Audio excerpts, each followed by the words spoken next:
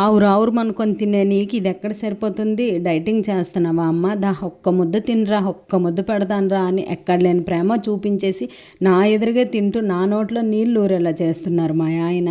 అతను తింటుంటే చూస్తుంటే నాకు డైటింగ్ లేదు, పాడు లేదు. చక్కగా 3 పూటలు తినకుండా ఎందుకు ఈ కొవ్వు అనిపిస్తుంది. కానీ ఎప్పుడో ఏదైనా డ్రెస్ వేసుకున్నాం అనుకో, అర్రే ఫిట్ అయిపోయింది, ఎలా ఉంది అలా ఉంది, అర్రే డైటింగ్ కంటిన్యూ చేయాల్సింది కదా అనేసి ఇంక 66 ఆలోచనలు వస్తాయి. దీనికంటే డైట్ ఫాలో అయితేనే బెస్ట్ కదా అనిపిస్తుంది. కానీ అసలే నేను ఫుడ్ లవర్ని, ఏ రోజు నోరు కట్టుకోలేక తినేస్తానో ఏంటో నాకే డౌట్ వస్తుంది.